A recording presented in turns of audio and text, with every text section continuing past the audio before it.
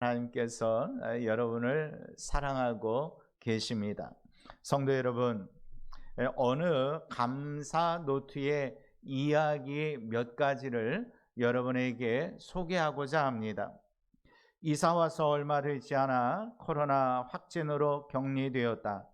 예전엔 창문 없는 집이었는데 지금은 창문으로 자연을 볼 수 있어 감사하다. 암 때문에 회사를 그만둘 수도 있었지만 휴직 처리가 된 것으로 감사하다.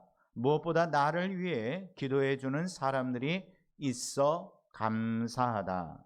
아침에 출근하는데 사이드 미러가 접혀 있는 것을 중간에 알아챘다. 어떻게 해야 할지 몰라 남편에게 전화했다. 이렇게 멍청한 이유로 전화해도 화내지 않는 남편이 있어 감사하다. 또 지난 금요일 날 지인 목사님과 줌으로 대화를 하다가 이러한 이야기를 들었어요. 그 목사님이 한 주간 코로나 양성 반응이 나와서 일주일 동안 격리되고 힘들어 했었는데, 목사님 참 감사해요. 코로나가 걸렸는데 뭐가 감사하다는 말씀이에요? 그러니까 이런 말씀을 하시더라고요.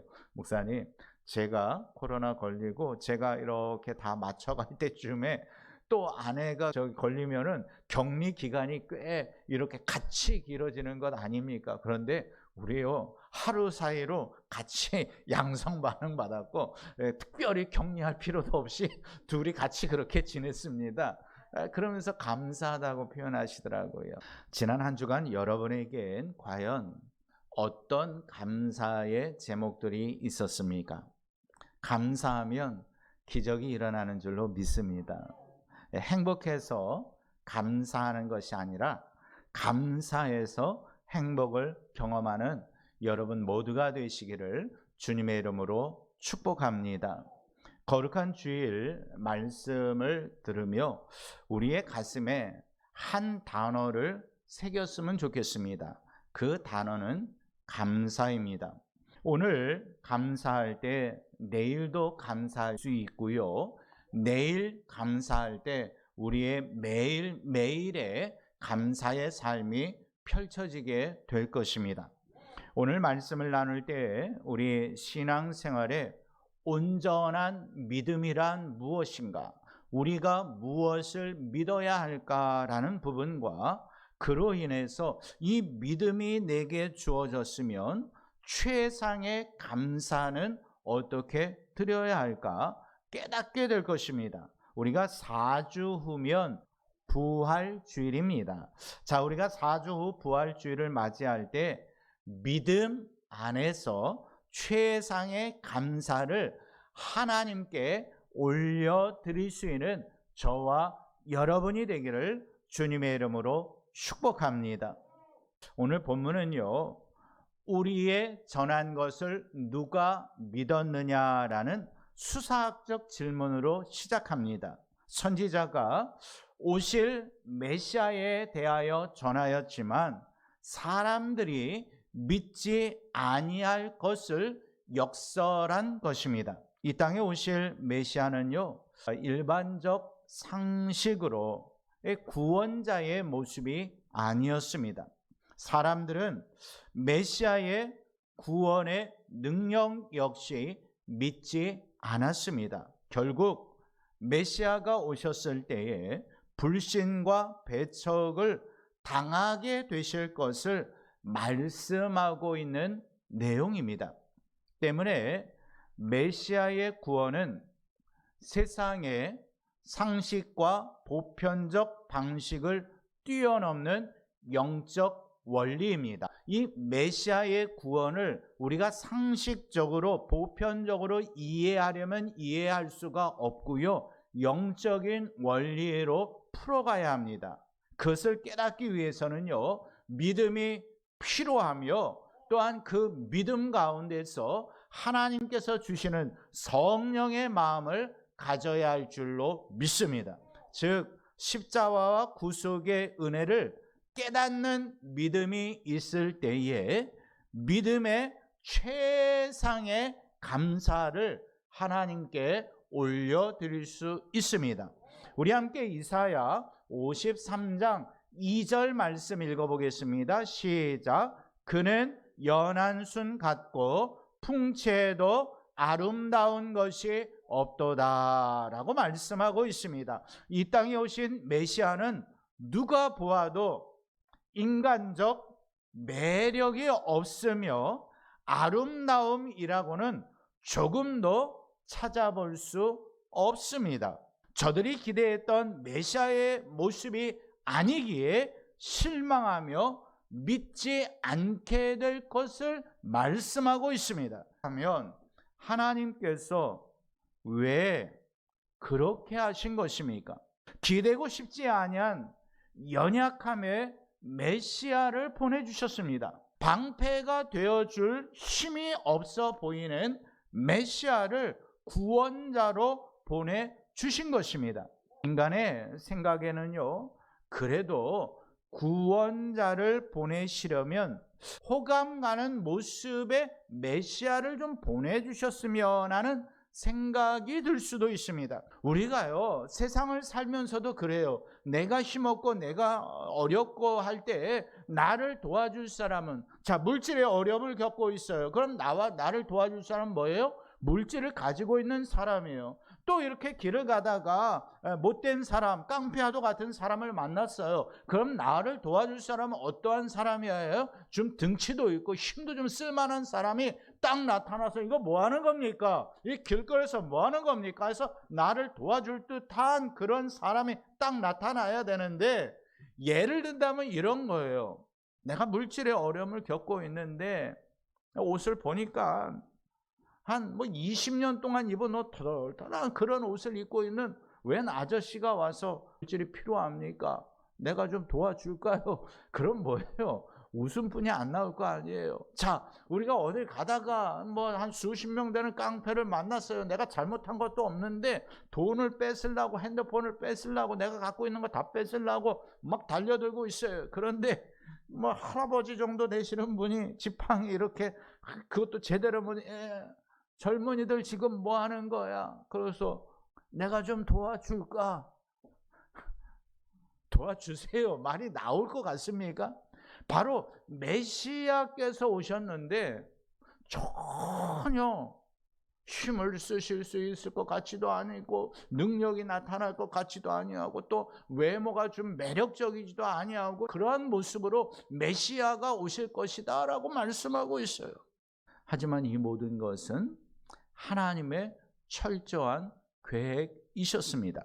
하나님께서는 본래 죄로 죽어가는 인류를 그 비천의 자리, 죽음의 자리에서 구원하시기 위해 고운 모양도 없고 풍채도 없으신 모습으로 메시아를 이 땅에 보내주신 것입니다.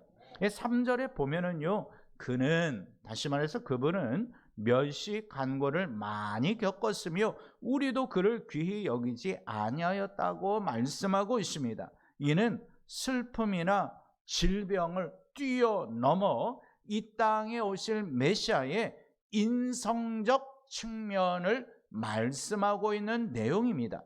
즉, 인생이 죄의 결과로 겪어야 하는 모든 슬픔과 고통을 메시아께서 당하실 것을 의미하며, 7절과 8절에서는 메시아가 당하실 고난을 몇 가지 단어를 통해서 표현하고 있어요. 곤욕, 괴로움, 신문, 땅에서 끊어짐, 형벌이라는 단어로 구체화시키고 있습니다. 메시아의 고통은요, 이렇게 말로 표현할 수 없을 정도입니다. 그렇다고 그분이 버림받아 마땅하기에 버림받으신 것입니까? 말을 하실 줄 몰라 고통 중에도 말씀하시지 아니하신 것입니까? 능력이 없으셔서 질고를 고스란히 당하신 것입니까? 아닙니다. 저와 여러분의 죄 때문임을 믿으시기를 바랍니다. 오직 우리를 사랑하셨고 우리를 구원하시려고 그 고난을 기꺼이 겪으신 것입니다. 때문에 고난을 묵상하는 사모를 통해 이 고난을 믿음으로 깊이 묵상하게 된다면 부활주일 아침 믿음의 최상의 감사를 드릴 수 있게 될 줄로 믿습니다. 그렇다면 이 땅에 오신 메시아는 어떤 고난을 겪으셨습니까? 우리 함께 5절 말씀 읽어보겠습니다. 자, 시작. 그가 찔림은 우리의 허물 때문이요 그가 채찍에 맞음으로 우리가 나음을 받았도다. 아멘. 찔림, 상함, 징계, 채찍은 메시아의 대속적 죽음을 의미합니다. 하지만 많은 사람들은요, 그분이 징벌을 받아 고난을 당한다고 여기게 될 것을 예언하고 있습니다. 결국 로마의 군병들과 백부장들은 그렇게 외치지 않았습니까? 기억하십시오. 그분의 찔리심은 우리의 허물 때문입니다. 그분의 상하심은 우리의 죄악 때문입니다. 그분께서 채찍에 맞으심으로 우리가 나음을 입었습니다. 여호와께서 우리 모두의 죄를 그에게 담당시키셨는 줄로 믿습니다. 특히 5절에 그분의 상함이란 단순히 피부의 상함 정도를 말씀하고 있는 것이 아닙니다. 우수한 구타와 짓밟힘으로 뼈가 완전히 으스러질 정도를 가리키고 있는 것입니다. 그분이 채찍에 맞으심은 또 어떻습니까? 여러분도 잘 아시다시피 그저 가죽끈으로 만든 정도의 채찍을 이야기하고 있는 것이 아닙니다. 그 끝에 동물의 뼈 혹은 납을 달아 등을 내리치는 채찍입니다. 당시 기록에 의하면요, 이런 채찍이 탁 하고 가해지면 피부는 물론 뼈를 끌어내기까지 하며 내장이 터져 나올 정도라고 합니다.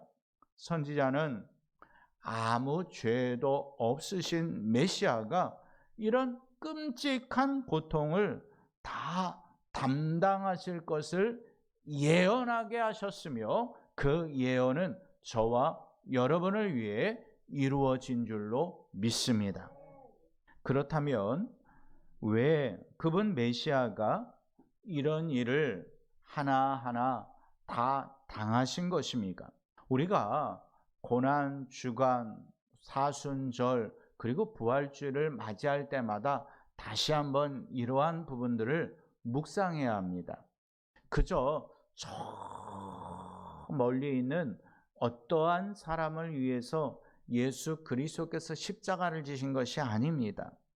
세상이 말하는 저기 감옥에 갇혀 있는 그 죄수들을 위해서 십자가를 지셨다라고 그렇게만 표현할 수 없다라는 거예요.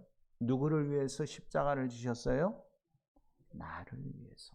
이 진리가 영적으로 깨달아지지 못하면은요, 우리가 하나님 앞에서 감사할 수 없어요. 왜요? 당당한데 감사할 일이 뭐가 있겠어요? 내가 하나님 앞에서 할 거 다 하고 있는데, 내가 죄인이라는 것이 느껴지지 않는데 이게 왜 감사해요? 십자가가 왜 감사합니까?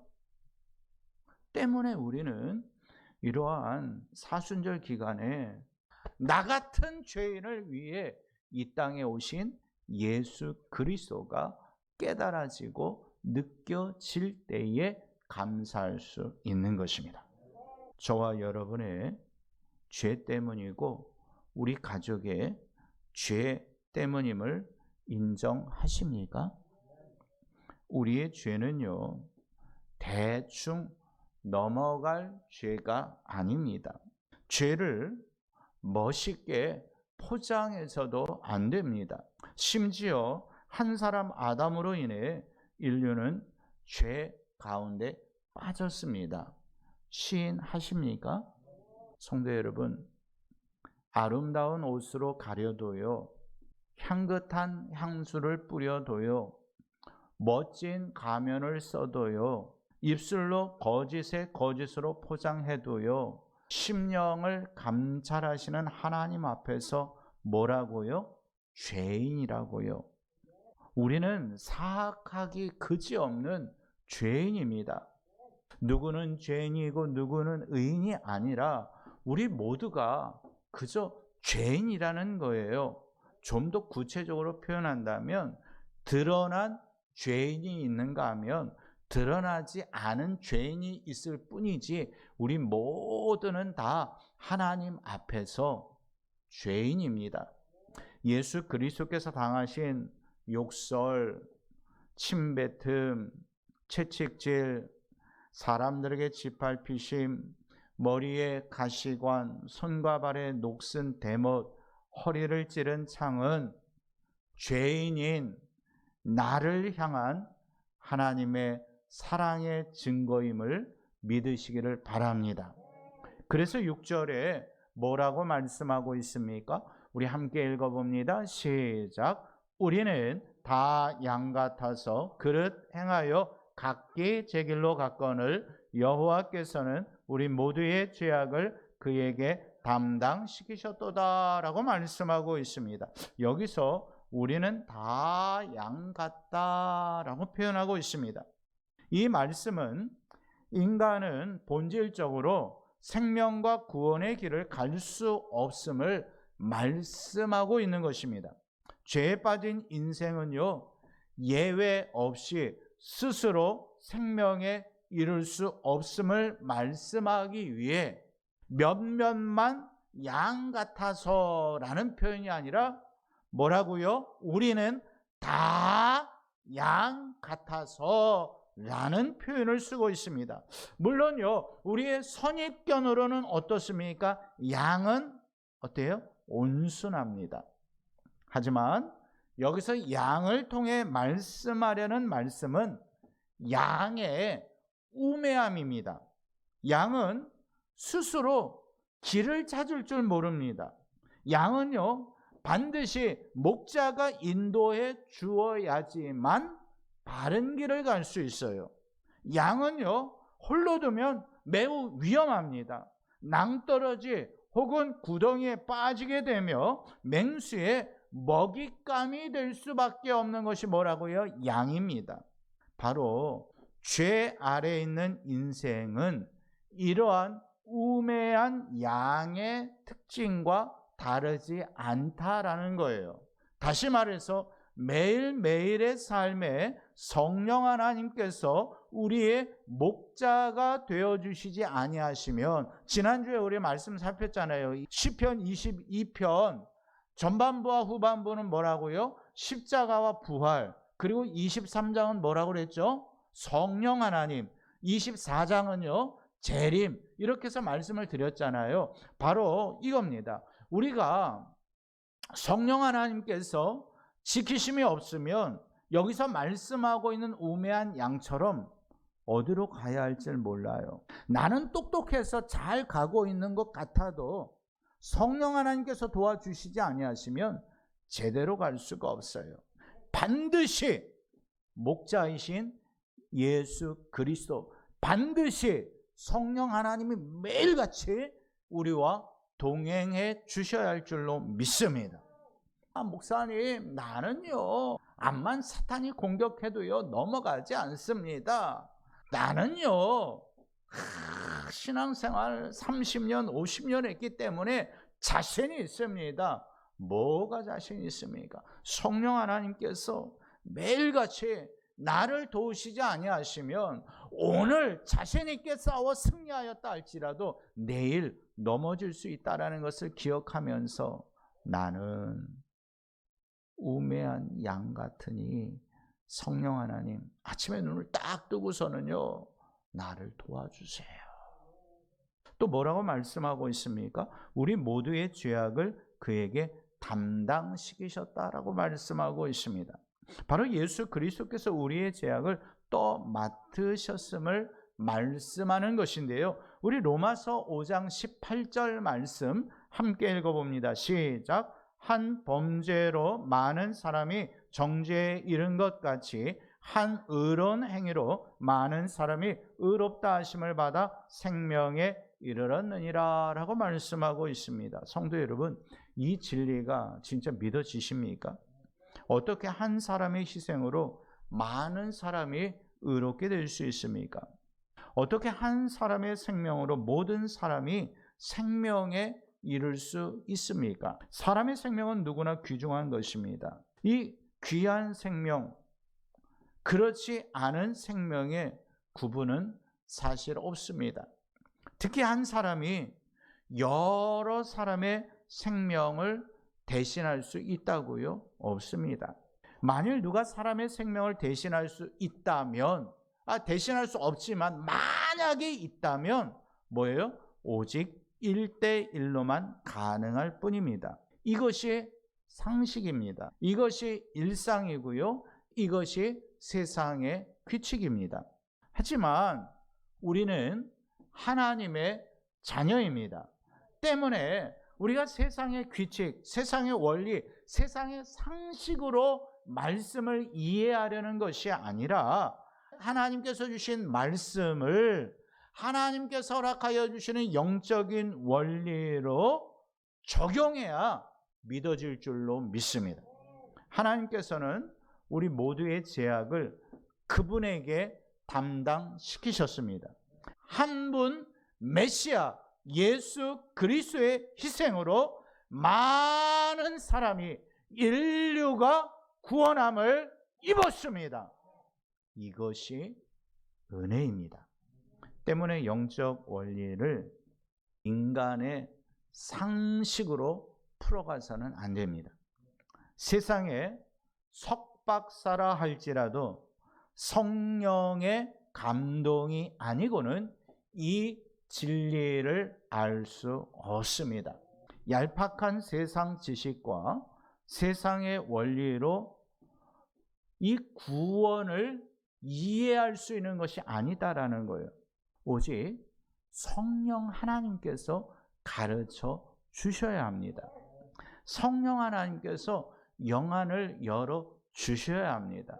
성도 여러분, 코로나 확진자가 60만, 40만, 30만 막 왔다 갔다 하는데요. 세상에 상식적으로 이야기하면 죄송합니다. 저를 비롯한 여기 모여있는 모든 사람은요, 제정신이 아니에요. 하나님께서 여러분에게 성령의 감동을 주셨기 때문에 예배자의 자리에 와서 앉아 있을 수 있는 거예요. 구원의 진리는요, 많이 배웠다고 알 수 있는 것이 아닙니다. 많이 가졌다고 알 수 있는 건 역시 아닙니다. 구원은 하나님의 은혜입니다. 생명은 오직 우리를 위해 십자가를 지신 예수 그리스도를 통해 얻을 수 있는 것입니다. 메시아로 이 땅에 오신 예수 그리스도의 구속의 은혜는 역사적 사실입니다. 이 사실을 믿으십니까? 그 믿음 역시 자신의 노력에 의한 믿음이 아니라 성령 하나님의 감화 감동의 은혜가 있었기에 여러분의 입술로 고백하게 된 것입니다. 때문에 구원은 선물입니다. 하나님의 위대한 구원의 선물을 받으신 여러분을 다시 한번 주님의 이름으로 축복합니다. 때문에 우리가 아무리 나약해도, 환경이 열악해도, 극심한 어려움이 닥쳐도 그 은혜는 변함없이 풍성한 줄로 믿습니다. 이를 위해 예수 그리스도께서 이 땅에 오셨기 때문입니다. 예수 그리스도께서 이를 위해 순환을 당하셨고 십자가에 달려 죽으셨습니다. 이 진리가 믿어진다면 아무 공로 없이 은혜로 구원받은 우리는 근본 부활주의를 통해 믿음의 최상의 감사를 하나님께 올려드려야 할 줄로 믿습니다. 성도 여러분, 저는 소망합니다. 이제 4주 후면 부활주일인데 이 부활주일날 여러분이 믿음의 최상의 감사로 하나님께 올려드리게 되기를 소망합니다. 성도 여러분, 여러분들 중보자적 기도 카드에 보면 우리 가족 이렇게 나오고 밑에 가족 뭐가 나와 있어요? 식구들의 이름들이 다 기록되어 있잖아요. 물론 그들 가운데는요, 이미 타 교회에 열심히 출석하는 자녀들도 있을 수 있습니다. 혹은 믿음이 있는지 없는지 한 달에 한 번 정도, 분기에 한 번 정도, 1년에 한두 번 정도 출석하거나 아예 교회와는 담을 쌓은 가족도 있을 수 있습니다. 우리가 믿고 기억해야 할 것은 예수 그리스도께서 순환을 겪으시고 십자가를 지신 것은 우리와 그리고 기도카드 밑에 있는 우리의 가족을 위한 고난이신 줄로 믿습니다. 우리의 기도와 헌신으로 성령 하나님께서 저들의 마음을 움직여 주셔서 함께 부활주일 예배를 드리기를 소망합니다. 물론 저들의 구원을 위해서 여러분이 매일 기도하셨겠지만 이제 부활주일을 앞두고 주님, 이 코로나 시대에 부활주일이라고 교회 가자고 하면 믿지 아니하는 우리의 가족이 날 보고 제정신이라고 얘기할 수도 있는 시대적 상황입니다. 하지만 주님, 4주 후에 저들과 함께 우리 가족들과 함께 예배드리기를 소망합니다. 하나님 앞에서 기도하는 거예요. 한 2주, 3주 기도하고 한 1주 남겨놓고서는 가족들에게 이야기하는 거예요. 나는 하나님 앞에서 예수 그리스도를 통해 최상의 구원이라는 선물을 받았는데 이제 부활주일을 통해 믿음의 최상의 선물을, 감사를 하나님께 올려드리기를 원하는데 우리 가족이 하나님 앞에서 최상의 나의 감사가 될 수 있을 것 같은데 우리 함께 부활주일 교회에 가서 예배드리는 것이 어떻겠습니까? 라고 좀 권면할 수 있는, 복음을 전할 수 있는 그러한 계기가 되었으면 좋겠습니다. 사랑하는 성도 여러분, 부활주일 예배가 이제 한 달 남았습니다. 언제부터인가 저는 계속해서 이런 생각들이 들어요. 물론 여러분에게도 말씀드렸고요. 성탄절이면 이 성탄절이 이 땅에서 우리가 드리는 마지막 성탄절이 될 수도 있는데 또 이번 부활주일도 마찬가지예요. 우리가 이 땅에서 드리는 마지막 부활주일 예배가 될 수도 있습니다. 주님 언제 오실 줄 몰라요. 어떻게 준비하시기를 원하십니까? 우리를 위해 이 땅에 오셨고 십자가의 그 고난을 겪으신 예수 그리스도께 믿음의 최상의 감사를 준비했으면 좋겠습니다. 그 최상의 감사를 어떻게 준비하면 좋겠습니까? 금식하면서요? 헌금을 좀 넉넉하게 준비함으로써요?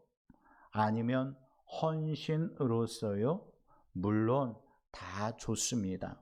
하지만 교회의 심장은 예배입니다. 예배를 드림에 있어야 합니다. 하나님께서 어떤 드림을 가장 기뻐하실까요? 우리의 전한 예수 그리스도를 누가 믿습니까? 우리의 자녀가 믿고 우리의 가족이 믿어 믿음의 최상의 감사로 부활주일 예배를 드리게 될 수 있는 저와 여러분이 되기를 주님의 이름으로 축복합니다. 우리 함께 기도하겠습니다.